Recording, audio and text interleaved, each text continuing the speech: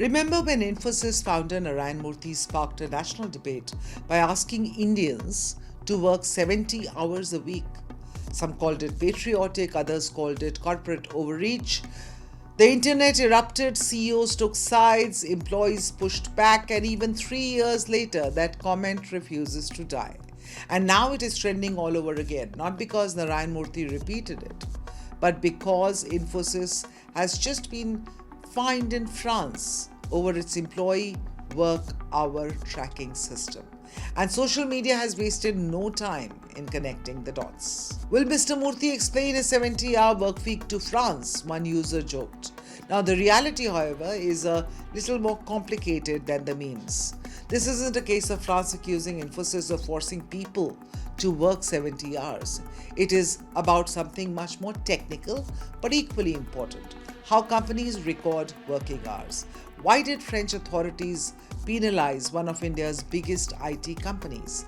What exactly does France's famous 35-hour workweek law says? And why are Europe and India looking at work culture so differently? Let's break that down.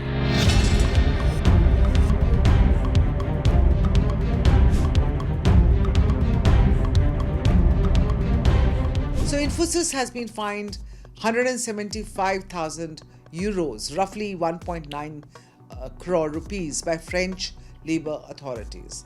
The company disclosed the penalty in a stock exchange filing.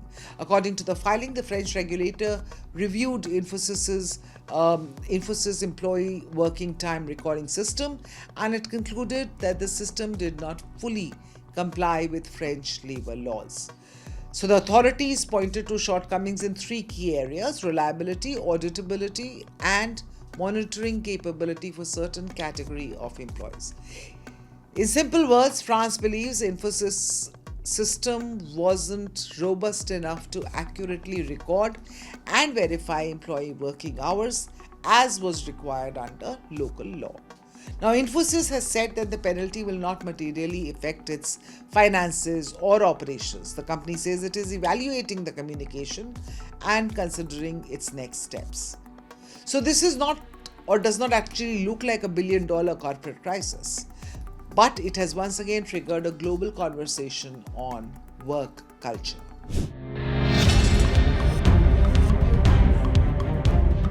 To understand this story, you first have to understand France. France has some of the strongest labor protection laws in the world. The country's standard work week is 35 hours.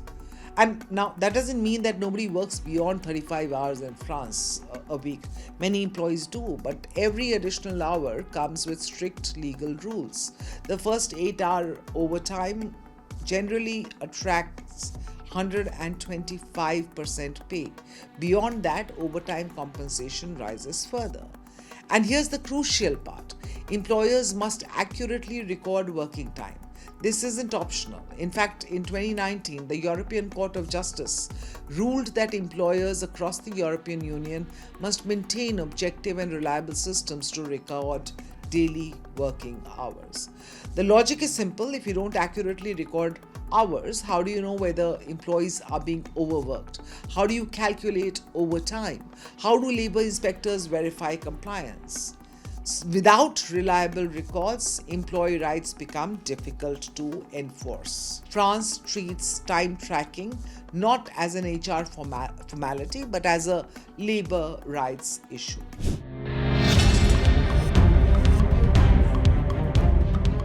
And that's when Narayana Murthy's comments have returned to the spotlight. Back in 2023, the Infosys co-founder argued that India needed a stronger work ethic. He urged young Indians to consider working 70 hours a week, saying India had to improve productivity to compete globally. Now, his comments divided the country. Supporters argued that extraordinary economic growth demands require extraordinary effort. Some business leaders agreed, others disagreed, but very strongly. Critics argued that productivity isn't created by simply sitting longer at your desk. Better skills, better management, terminology, automation, fair compensation, healthy workplaces, all these, they argued, mattered far more than the number of hours a person spent in office.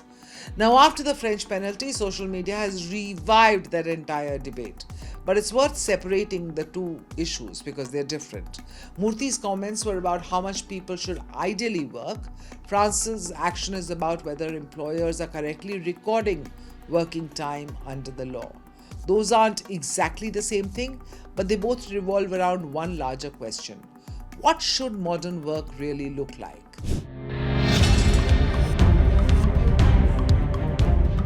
So basically, this controversy also highlights something much bigger, the difference between Indian and European workplace culture.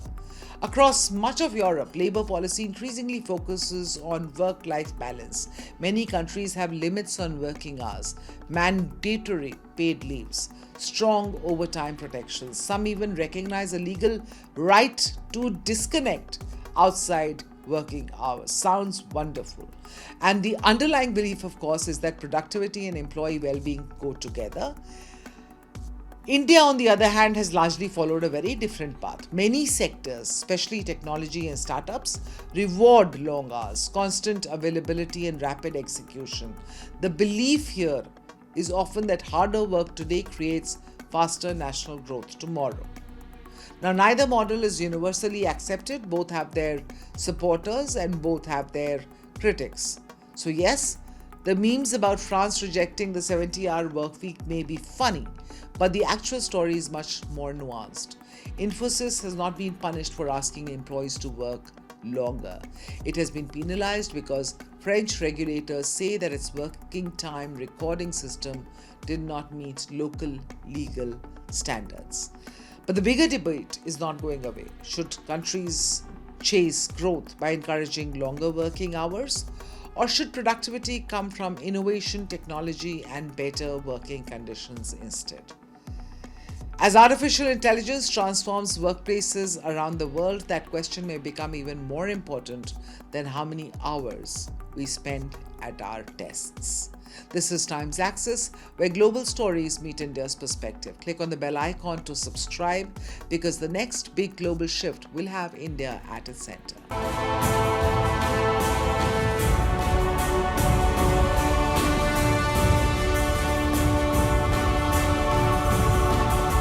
Nuclear weapon. The old rules are breaking. Alliances are shifting. Apologize again to the victims of the paedophile Jeffrey Epstein. Wars are redrawing maps. Oil routes can shake economies overnight. One election in America can impact markets in Mumbai. No tax on tips. One move by China can alter the balance in Asia. One conflict in West Asia can hit every Indian household. This is no longer a distant story. This is our story. Your story. Because for the first time in decades, India is not watching from the sidelines. India is rising. India is negotiating. India is balancing rivals. India is building military strength. India is shaping trade routes. India is becoming central to the new global order. And yet, most global news is still told through someone else's lens. Washington's lens, Beijing's lens, London's lens. But where is India's lens? Where is the platform that explains the world from our perspective? Welcome to India's Axis, a new destination for geopolitics, strategy and power seen through India's eyes, from Neighborhood Watch to the biggest global stories that matter to you. Why tensions in the Taiwan Strait matter to India, how one move by China can affect India's security, what turmoil in Pakistan means for regional stability, how Bangladesh, Sri Lanka, Nepal, and Bhutan shape India's neighborhood, why oil choke points can hit your wallet, how wars abroad can reshape India's security. This is not noise. This is not shouting. This is not recycled headlines. This is sharp, intelligent storytelling. Daily explainers, war room analysis, strategic conversations, because news is everywhere, but perspective is rare, and in the age of confusion, clarity is power. Axis is for the audience that wants more than headlines. The axis of global power is shifting. India is at the center of that shift. It's time the world was explained accordingly, to understand the world through India's strategic lens. Subscribe now.